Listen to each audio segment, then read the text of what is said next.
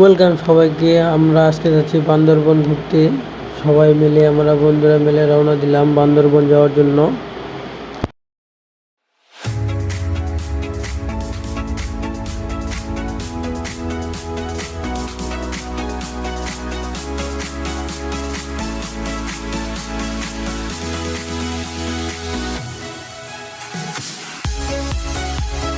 কোনাবাড়ি থেকে রওনা দিলাম। দেখি ইনশাল্লাহ কতক্ষণ লাগে যাইতে। আপনারা পাশে থাকবেন সবাই।